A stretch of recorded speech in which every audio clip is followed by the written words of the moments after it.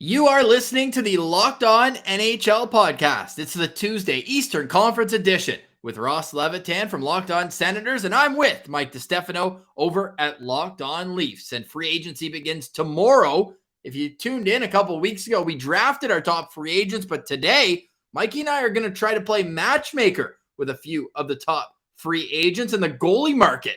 It seems to be changing minute-to-minute basis. We have a surprise unqualified RFA that could shake things up even further, but reports have been that Matt Murray to the Toronto Maple Leafs could be on the table. So I'll get Mike's take and we'll discuss, obviously, being the Battle of Ontario. We'll get into all that. Plus, over the last week, teams have shaken up their roster for better or worse. So we'll have almost a power ranking of which team enhanced and which team disintegrated their value across the league. All that coming up on today's edition of the Locked On NHL podcast. It's your team every day. Locked On NHL, your daily podcast on the National Hockey League.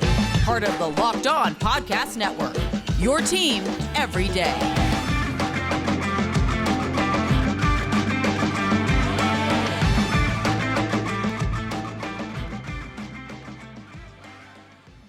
Thank you for making Locked On NHL your first listen on this Tuesday, July 12th. It has been a wild, crazy week in the NHL over the last week, and our experts have been all over it. So make sure you're subscribed to Locked On NHL on YouTube, where we had a pick-by-pick reaction with local experts breaking down each pick at the NHL Draft. We'll touch on that in a little bit. Again, you can find me at Locked On Senators. I'm Ross Levitan. With me, as always, on Tuesday's edition of the Locked On NHL podcast is Mike DiStefano. You can find him on Twitter at Mikey_Canuck.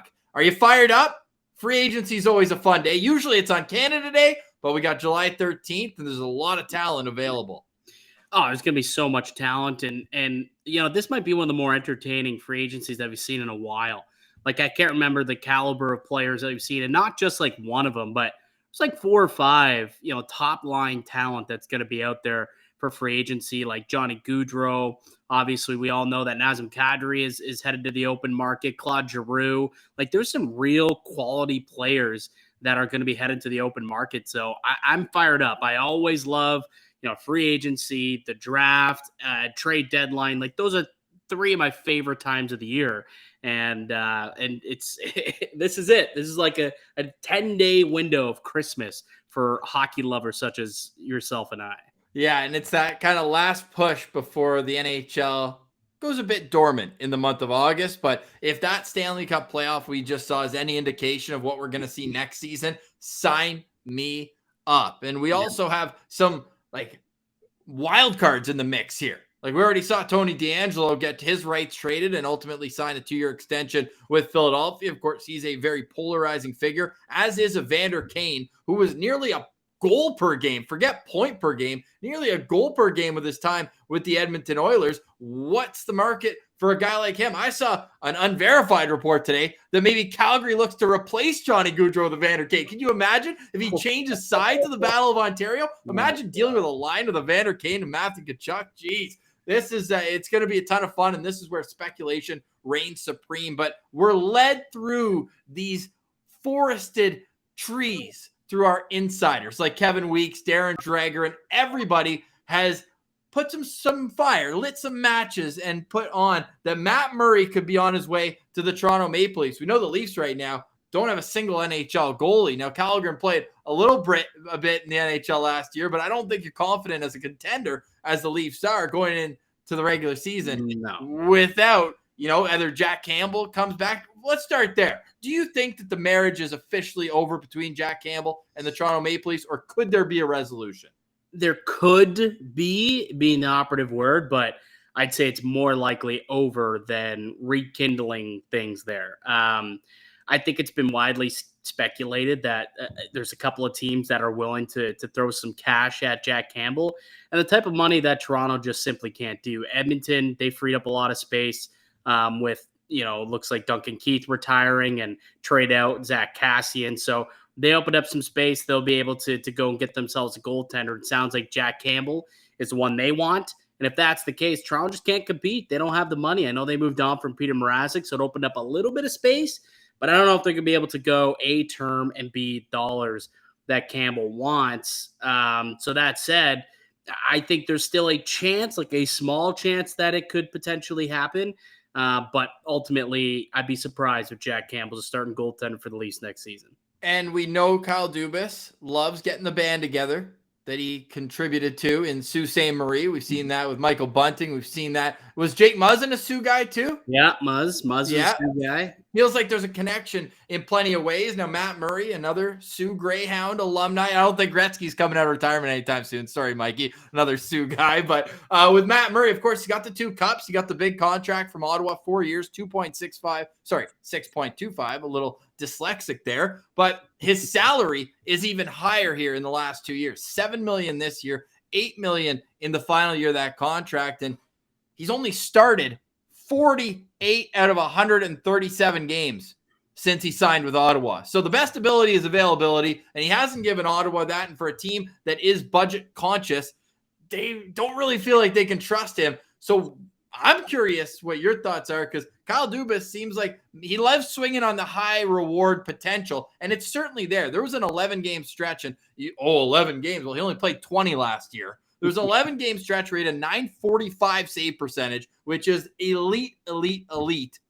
But you got to be available. Where are you at with the potential of acquiring Matt Murray at what I'm assuming is a retained salary amount? A retained salary plus a sweetener is what's being reported. So, the Leafs will get a nice little kickback. Not sure what the sweetener is. I saw you tweeted the other day thinking that Connor Brown makes some sense as a natural sweetener. Potentially they try and go for someone a little cheaper on more of an ELC type of deal with the prospects, like a Ridley Gregg, I've heard potentially could be one of those guys. I know there's no first round pick. You'd think, anyways. I don't know. Lassie Thompson, right. One of those defensive prospects, Bernard Docker, but I'd be surprised if it's a first round pick. I don't think that's going to be the case. All three of those guys you just mentioned were first round picks. Well, but not a future first round pick. Right. But, so the sweetener is going to count for, I think, how you grade out this deal once it goes through. And it sounds like things are pretty close. Sounds like they're just getting down to looking at the medicals. But my question to you is, Ross, what do you think they can learn in the medicals that we don't already know, that the guy has had a tough time staying on the ice the last couple of years? It's not just one particular injury. It's multiple, whether it's his hand, a groin, a concussion problems. The guy's had multiple injuries over the course of his career that has forced him to miss. What'd you say? He only played 46 out of 100 and something games since signing that contract. So if you're playing a third of the games that you're supposed to, I mean, due to injury, what could the Leafs possibly even uncover that makes him say, yes, we think that going forward, he'll be fine and he'll be available to play 40 games for us this year? Answer that question for me. I honestly can't. And the official stat is 47 out of 138 games since being acquired by the Ottawa Senators. And Ottawa gave up a second-round pick and a C-level prospect, I would say, in Jonathan Gruden to acquire him at the draft in 2020. And he was just simply outplayed by Anton Forsberg when he was in net. And then he had that great stretch, and then all of a sudden he let in 5 against Tampa. You're like, okay, that's a wagon. Sure, you can have that every once in a while. And then went to Arizona, and Nick Schmaltz put up 7 points. Arizona puts up an 8 spot.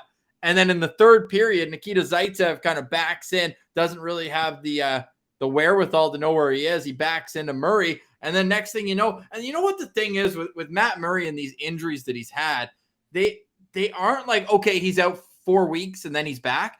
It always seems like it's day to day, but then he's not ready. It's day to day for a month. And you're like, how can we plan our strategy around a guy that we can't count on to be ready when he's expected to be? Now, and concussions are difficult, right? There's nothing that's set in stone that okay, it's a broken bone. You need 4 weeks in the cast. You need 2 weeks rehab. You're good to go. It's clearly, it's got a lot more flexibility of good days, bad days, but it comes down, I know I already said it, but a best ability is availability. You have to be able to play. Now, where I guess the Leafs could still be interested is if you hold on to half of his salary, which I still think is probably high. Now, there was a trade that Matt Murray already rejected to go to Buffalo, where Ottawa was comfortable with dropping down 9 spots in the draft, which Pierre Dorion said they would have used that that 16th early pick. in the draft too, though, like early in the draft, Right, which 7 to 16, which is Yeah. funny to say because everyone kind of like, whoa. But he came out after saying that they would have added a C-level prospect or a still got the prospect, he DeBrincat said, deal and done. still gotten DeBrincat, got that money off the book because he wants to be active. Like, we can get into free agency a little bit later, but he expects to be active. And, who's coming to Ottawa? Great city, by the way. But there is one guy who you mentioned earlier on here who has deep, deep ties to the city of Ottawa. But that to say, they were going to keep 25% of his salary in that deal. So I don't know if he's comfortable going up to 50. So if you're getting Matt Murray at $4 million cap hit, you're expecting that he's going to play. I just don't know why you would have gotten rid of Freddie Anderson in the first place. I see a lot of similarities, and when they're hot, they're unbelievable. There's some inconsistency at times, and then other times they're just not able to play. Yeah, I mean, Freddie's time ran its course, and it just seemed like both parties were ready to move on, I suppose, and it takes two to tango. And he went on and had a terrific season, nearly Vezina caliber year in Carolina. So, I mean, it is what it is. I think he was ready to move on himself. But, I mean, if you're looking at this from a lease perspective and Matt Murray's coming to town, like, there's got to be someone to go with it. You can't go into next year with Matt Murray as your 1A. Right. Like, he can't be the Jack Campbell of the next year's tandem. It can't happen. No, not a chance. I don't trust him to stay healthy enough, and that is the problem. There's some discussion. Perhaps there could be like a double retention with another team that could be involved, and maybe that's a way for them to buy down the cap even more.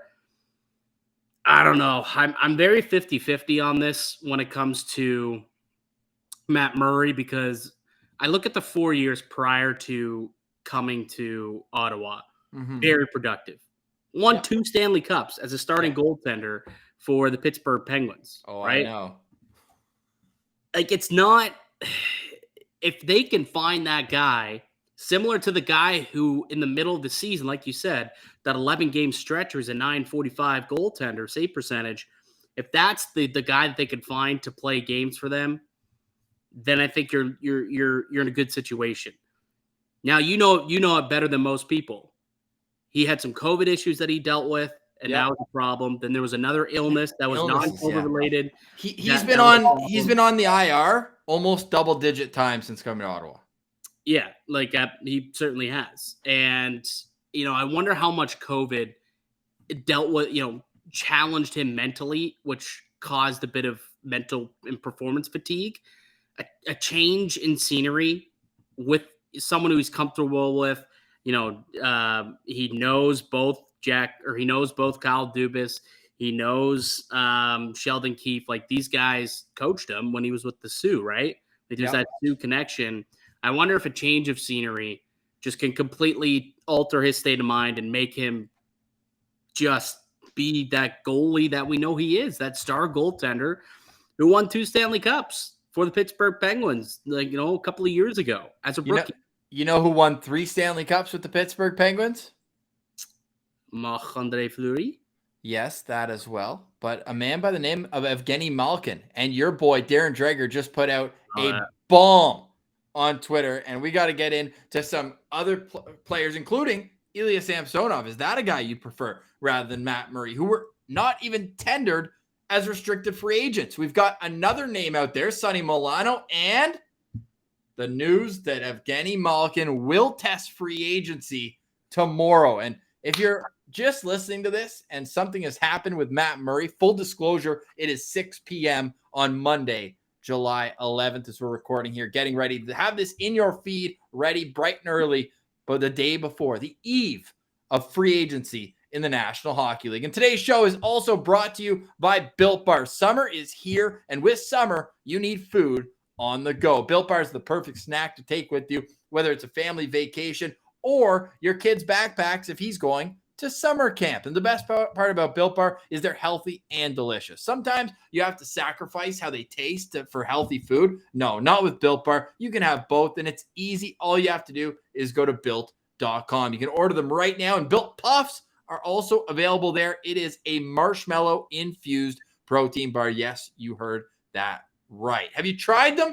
You should. They come in great flavors. Churro, banana cream pie. Who doesn't want a protein bar that tastes like a churro? Only 140 calories. Sign me up Built Bars make sure there's something for everyone. And there's so many flavors. There really is something for everyone. Go to Built.com and get all your favorites right now with new flavors coming out all the time. So check them out at Built.com. Use promo code LOCKED15. It'll get you 15% off your next order, just like that. Promo code LOCKED15 for 15% off at Built.com.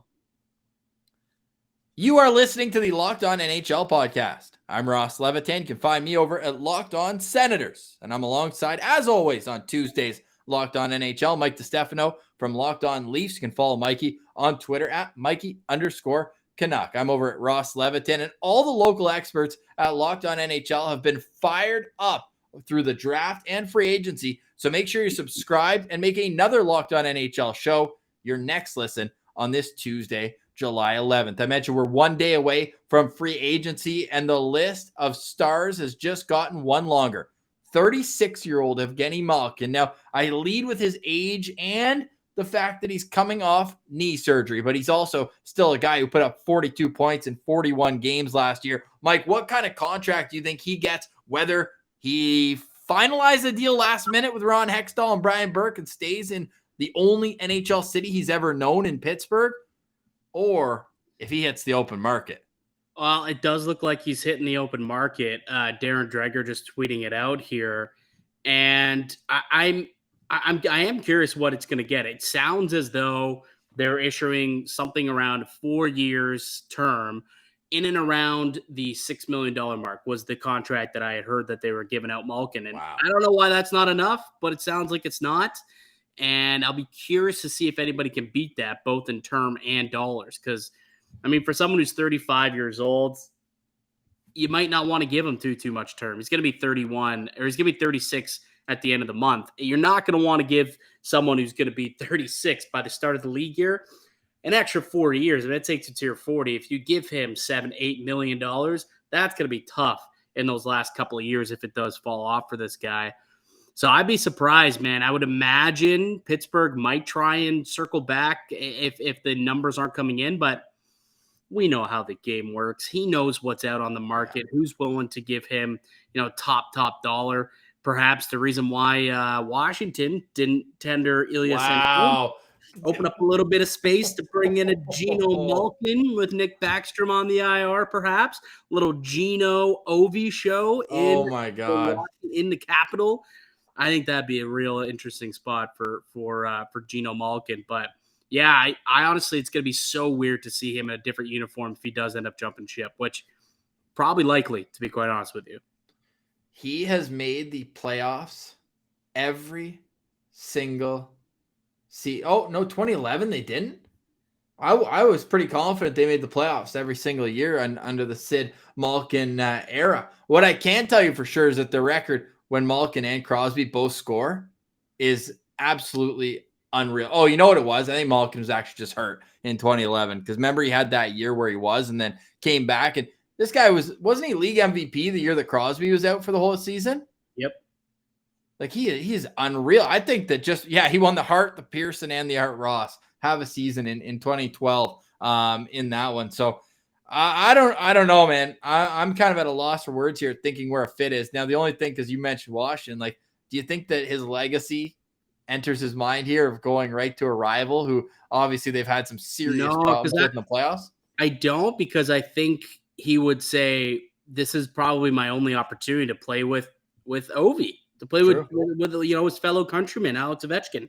Like, they went 1-2 in the draft, and they've always kind of been linked a little bit more so, I guess, Crosby and Ovechkin, but like that was it. The two Russians, Ovi went number 1, Malkin went number 2, and they've kind of played together. They grew up together, and then they played nationally.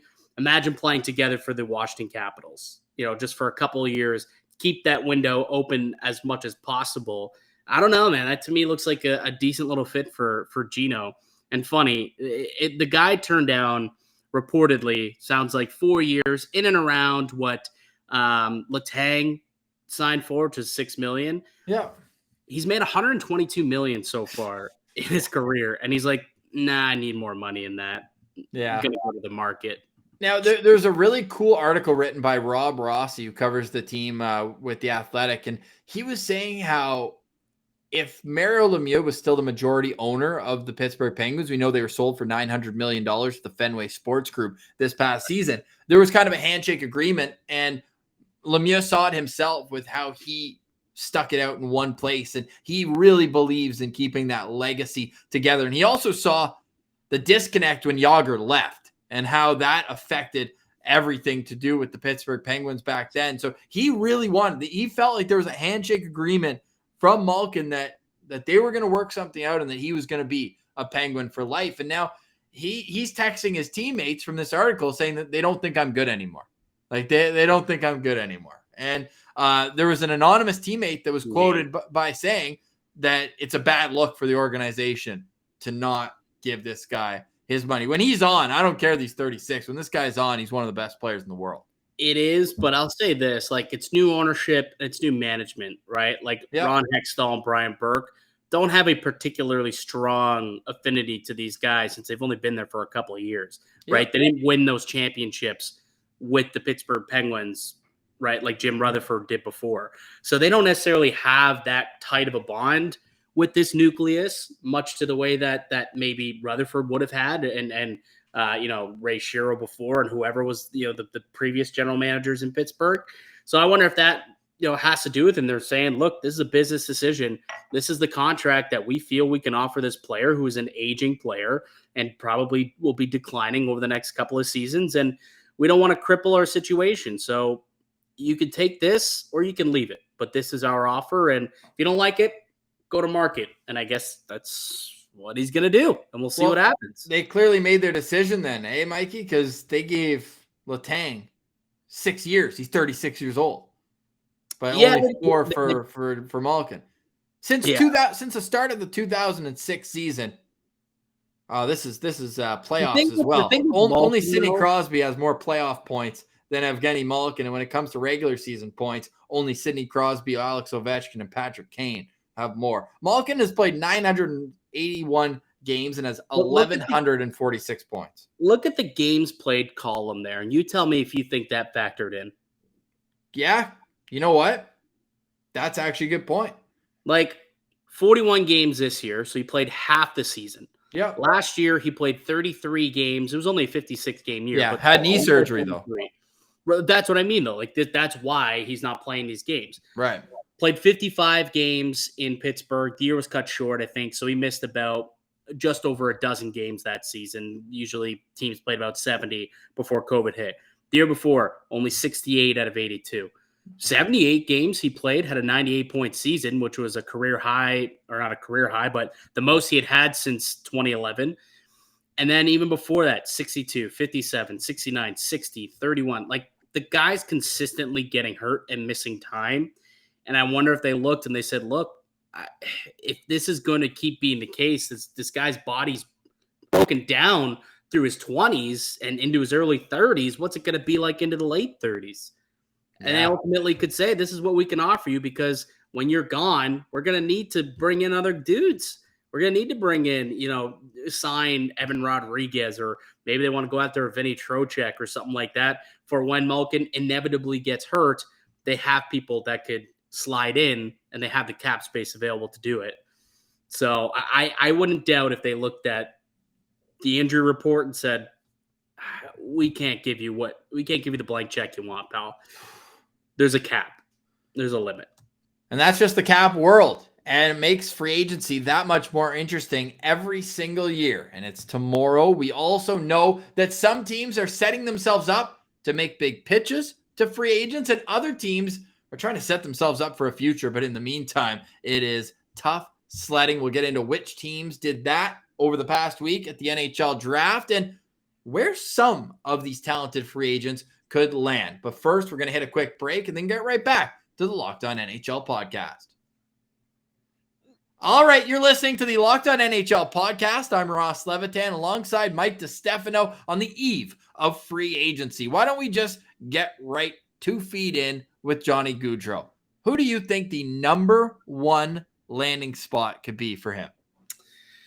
Oh, this is so difficult. Honestly, there's like a number of teams. I know a lot of people think Philly. I don't see him going to Philadelphia. I really, really don't. But if there's one squad like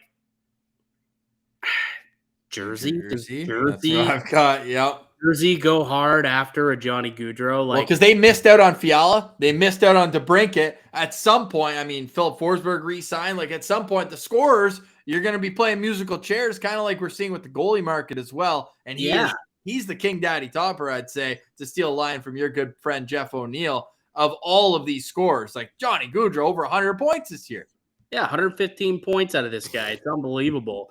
I don't think it's necessarily over in Calgary either. Like, I think he'll go test the market, see what's going on, and potentially circle back. But he loses the ability tomorrow to sign 8 years, though. Yeah, I know he did. He lose that 8th year, which clearly is their big mark. So maybe they try and get something done, like by the end of the day, you would hope. Okay, I saw a tweet that said developing story, but it was about Geno Malkin. Yeah, well, I mean, there's some other interesting names we'll get to, though. Like Sam Steele not qualified by the Ducks. They also let Sonny Milano go. Yeah, Sonny Milano, the one who actually scored the behind the net goal. Yeah, the hell that thing was called with Trevor Zegras. And the complete brickhead, Brendan Lemieux, UFA. Yeah. I hope he goes to Montreal. It'll just make that rivalry that much better. Or Colorado. Oh, yeah, follow his dad's footsteps. Could go to Colorado, potentially. There was a couple of real solid RFAs who were left Dylan Strome and Dominic Cooper. Yep. Yeah, both those guys left untendered. I mean, Ilya Samsonov, we brought that up earlier, but that's an interesting situation now because you look at, like, before Samsonov got tendered or was left untendered and he's now going to be UFA, there was basically 3 teams out there looking for a goaltender with only 2 real goalies available, right? You had Edmonton, you had Toronto, and you had Washington, funny enough, who was looking for a goalie. Yep. But there was really only Kemper and Campbell available. So one was going to be left without a dance partner. Now that Samsonov has been bought out or has been released as a free agent, now there's kind of one for everybody, right? Which to you, like, where do you think those guys slot? Who goes where on the goalie market, in your opinion? I mean, this has got to be the most interesting thing because we've seen some guys eat up certain players, like Vanacek in New Jersey. Like, did they get him to be a starter? I know that Colorado, they've already replaced Kemper with Georgiev. I really like that move, and the contract's not bad, 3 times 3.4. But there's also kind of a mystique around Darcy Kemper. Like, I kind of think they won the cup this year in spite of him, not because of him, which is rare to say. I don't think we've seen a goaltending performance like that since like Antti Niemi, where it's not like, I think he had a .905 save percentage in the playoffs. He's a guy who I would not be paying $5 million or more. Now, there's been some reports that Edmonton is the favorite for Darcy Kemper. And we know that Mikko Koskinen's moved on. So they're another team here on this carousel. Seems like the teams on the carousel are Edmonton, New Jersey, potentially still, even though they got Vanacek. Like, how confident are you? Blackwood's another guy who's had injury problems in the past. He is vaccinated now, so he can play up in Canada. But that was an issue for a little while as well. Toronto, Detroit, Buffalo's bringing back Craig Anderson, but I think they want to take a step in the right direction. They probably want to add a goalie as well. And then kind of an interesting part of all this is that Ottawa's name's being thrown out here, and they're trying to move on from Matt Murray. So are they trying to bring in a guy to battle Philip Gustafsson for the backup spot? Could Gustafsson be available? He's a guy who I've never been super high on, but he's on a one-way deal next year. You used to call that guy Philly franchise. Yeah, who doesn't love a good little play on words like that?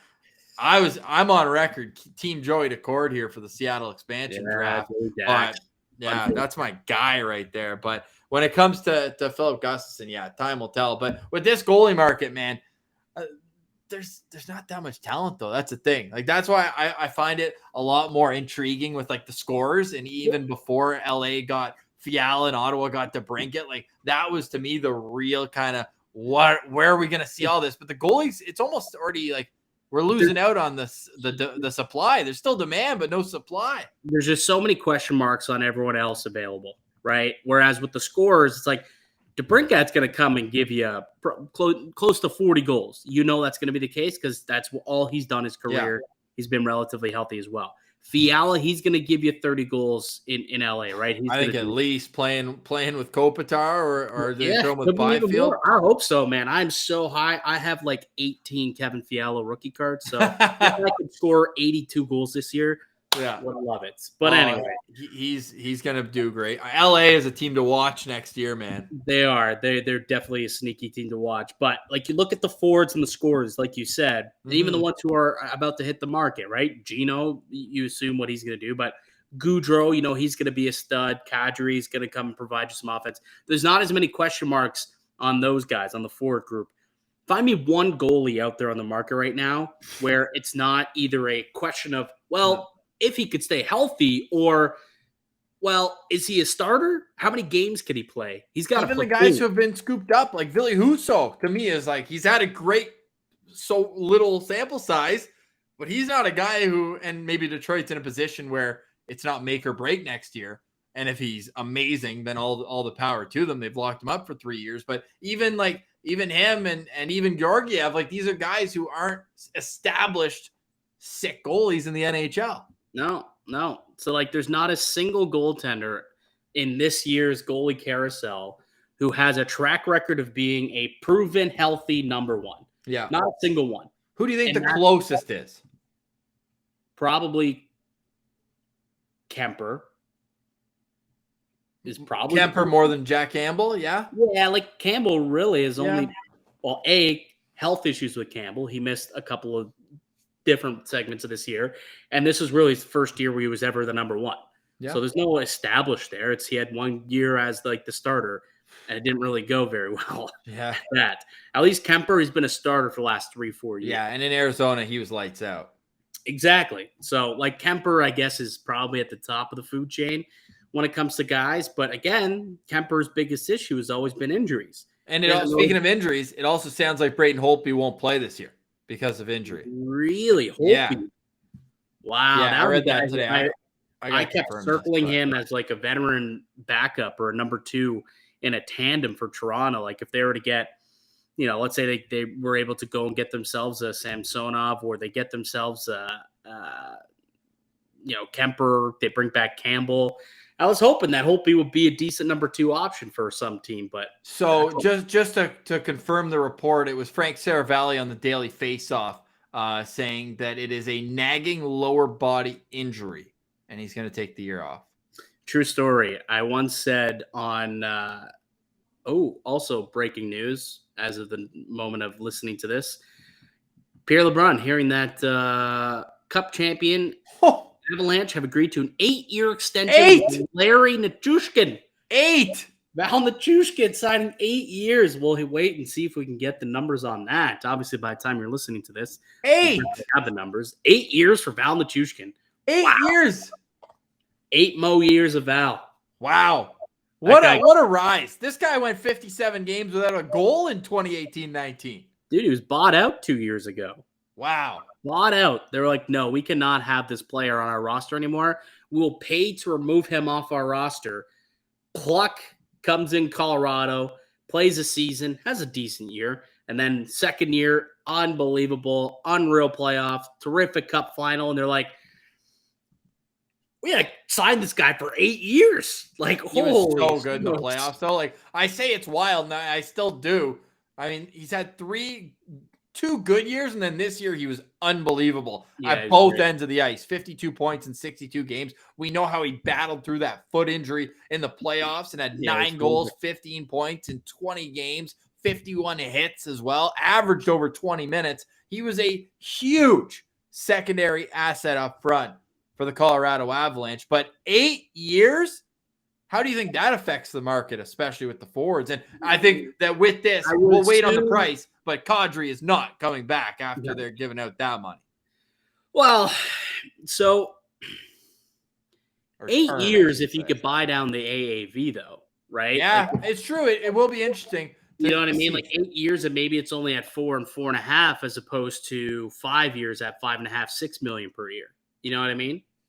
Yeah. And if that's the case, you're opening up an extra, potentially $2 million in cap space to go wherever you want. But yeah, we'll see what ends up coming of that. But I guess back to the goalie. Yeah, I mean, there's never a dull moment, and that's just what this is with this time of year, and that's why you got to be locked on NHL and each and every team, and that's the beauty. One last plug here as we wait for some numbers to come out, but that's what I love about our network, Mikey, is that every team, and we have such great hosts who are always ready, whether they're at their other job or whether they're making dinner or whatever, they'll stop what they're doing for 2-3 minutes and record a quick reaction video, and we're not pretending that we're unbiased journalists. The people who cover these teams are passionate about these teams. It's for fans, by fans. So you get raw reaction. Like I was away last week, but the second I saw Alex DeBrincat trade, where do I go? Locked on Blackhawks. I need to see our boy Jack Bushman and how he was handling a situation like that. And it's just awesome, man. These Locked On now. So make sure you're subscribed on YouTube to all the different Locked On channels, because this is the time of year where I think that the business model of Locked On shines best. It's those trade deadlines, the drafts, the free agencies, where you get all 32 angles from local experts on the biggest stories. So that's awesome, man. And good for Nichushkin. You know what? 8 years. I'm sure our boys over at Locked On Avalanche are going to be fired up about that. Yeah, Peter Baugh coming in, seconding, I guess, saying that's a correct report. He's confirming. Okay. He's confirming Pierre LeBrun. I know, right? I find it hilarious when beat reporters confirm the insider report. It's like, yeah, we like if I tweet it out, then Peter Baugh can be like, okay, I confirm this. Pierre LeBrun doesn't need confirmation. Right. And they're both at The Athletic. Like, just retweet them. Yeah. Yeah, very true. or if you have the number, then quote tweet him and say it's at this price. Yeah, hearing it's between this number and that number. No. Not seeing the number come out yet, so we might not have it, but I guess by the time you're listening, this you'll know what it is. But okay, so 8 years, what's an acceptable number that you want to see then? 4.8. I was going to say 4.5 even. He's 27, I think. He's 27. He'll be 27 when the season starts, March birthday. But there's not a long track record of success. Like, it's really like top pick though. He's 10th overall pick. I know. I think 4.5. Okay, that's my guess. I think it's going to be higher. I'm going to say I'm thinking like I would say 4.8. I think it's going to be 5.25. He's got that cup pedigree. I think it's going to, because what would he have gotten on the open market? He would have gotten 5.5 or 6. Okay, now we got to check for 8 years. You know what we're going to do here in the meantime, Mikey? We said we were going to do not really a winner or a loser, but who set themselves up here for free agency, whether it was clearing cap space, making themselves more of a high-end destination. For the other side, though, I mean, we have to start. The Chicago Blackhawks have officially declared they're going for Connor Bedard. Yes, they absolutely have. And I don't know what the hell they were doing this weekend. I really don't. I mean, the DeBrincat trade, grand larceny, if you ask me. No picks. No prospects. No prospects and only one first-round pick. The guy's a 24-year-old, 3-time 40-goal scorer. What the hell? Are you getting a first, a second, and a third, and not even in this draft, like in future years. The third is 2024. I said, we'll just put it in just for fun. That's the same return. Now, albeit it wasn't a 7th overall pick, but that's the trade that Ottawa got for Jean-Gabriel Pageau, a first, second, and a third. Dude, at the deadline, they got 2 firsts, Taylor Radish and Boris Kachuk for Brandon Hagel. Yeah. Brandon Hagel got forgot about that. Twice the return that Alex DeBrincat got. Makes no sense to me. And then they make the deal, and clearly they say, well, this 3rd overall pick we took a couple years back, we don't like him anymore, so we're going to get the 13th overall pick in a weak draft instead. And it's like, what are you doing, Chicago? And then the 3rd overall pick from a few years back. That's Dylan what I mean. And then they don't qualify Dylan Strome. They don't qualify Dominic Kubalik. There's a couple other, guys who they didn't end up qualifying. It's like, what are they doing? What is this asset management going on right now? This makes Didn't they hire a baseball guy? I feel like they're trying to go heavy analytics. I don't know, but whatever they're doing, it's not looking good. The optics aren't great, and they looks like they even Mrazek. Like, look, I'm a Leafs guy. Dude, we gave up nothing to move back 13 slots. According to the draft, like the draft value chart, the value for moving from pick 25 to 38 is the equivalent of a 6th-round pick, Ross. Wow. A 6th-round pick. So they only got a 6th-round pick to take on Peter Mrazek's full $3.8 cap hit for this year and next. That's insane. To go along with those other brutal trades that they made that day. Yeah. I don't know what the hell they were doing, but they are definitely the one team that their trend down. Stock way down. That is tanked, my friend. Tanked. Yeah, they really have. And not to be a complete homer, but I think that Pierre Dorian's not done.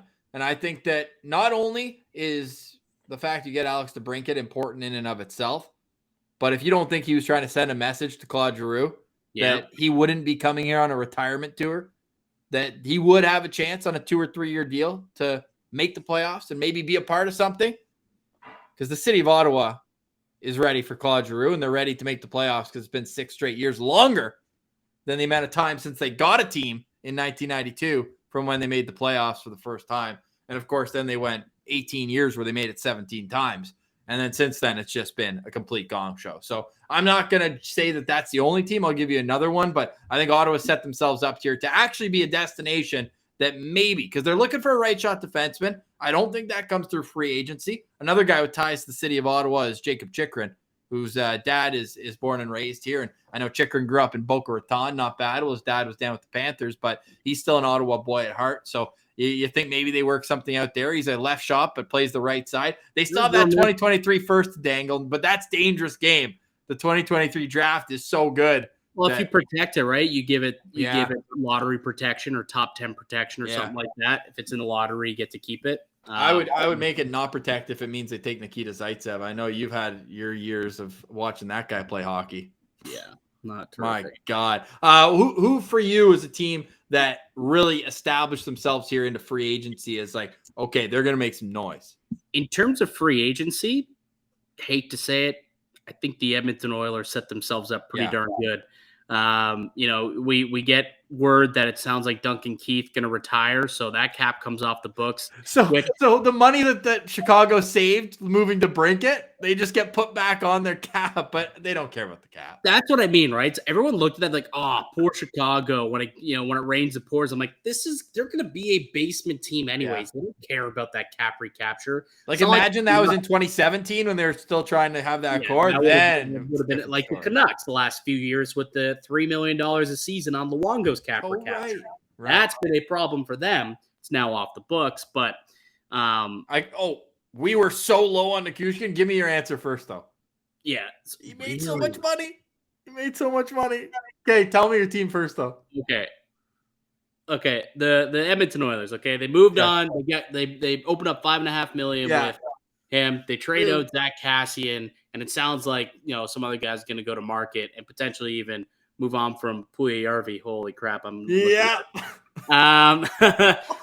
I think that the Edmonton Oilers set themselves up to potentially go and not only get themselves whatever goalie they want, because at this point I think they could play some bully ball with one of the remaining teams out there who need to get a goalie. Toronto, unfortunately, I think Jack Campbell, there's been some strong ties with him going there, but they can also get themselves a forward and potentially a little some depth as well. So opening up some cap space for them, I feel like they could be big players in the upcoming days here at free agency. Well, free agency is officially off to a wild start in terms of overall spending. Now, Val Nichushkin, nice player. We already said it. 71 goals, 103 assists in 405 career games. Now, someone will point out to me that he had 52 points in 62 games this year. I know we already mentioned how good he was in the playoffs, but still last year in 55 games, played all but one game in the shortened season, had 21 points.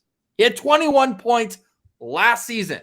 And he just made $49 million on an 8-year deal. That is an annual average of 6.125. So Nazem Kadri, if you haven't started already, start packing your belongings in the city of Denver. You will get paid. If Nichushkin gets 6.125, Nazem Kadri is an $8 million player all of a sudden. And he is going to get paid, but it will not be in Denver.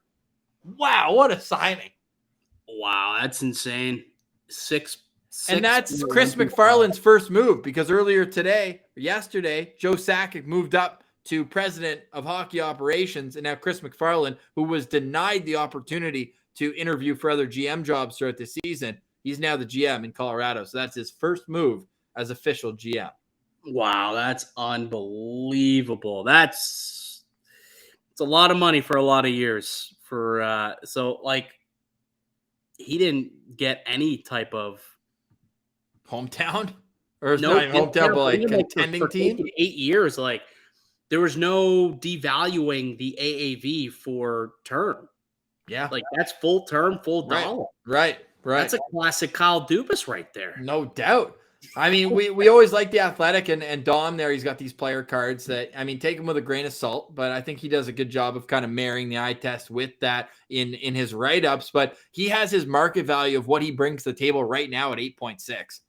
But I mean, it's the term that you really start kind of crossing your eyes at. But 8.6 also sounds wild to me for the But he's one of those analytics darlings, right? He's one of those two-way guys who steals pucks and kills penalties and does all the right things. But yeah, Mikey, this is absolutely insane. Someone tweeted, what do you think that means for Andre Palat? Oh, he's getting paid. I still think he goes to his old buddy Stevie Y, who drafted him in the 7th round. I think he'd be a great fit in Detroit. Could be. Man, right. I can't wait. Off to a bang. We'll continue this conversation next week, Mikey, because by then some of the dominoes will fall, but we always see a few big names, hold out, maybe get a lay of the land. I think that could be Evgeni Malkin. I think he's the kind of guy who's going to take his time, and at the same time, and again, read that article from Rob Rossi, Mike. He wants to stay in Pittsburgh. Sneaky destination for Geno Malkin. Seattle Kraken. Wow. Could you imagine center depth of Malkin, Beniers, and Shane Wright down the middle? And he'd be a good mentor for them as well. Wow. And Jared McCann.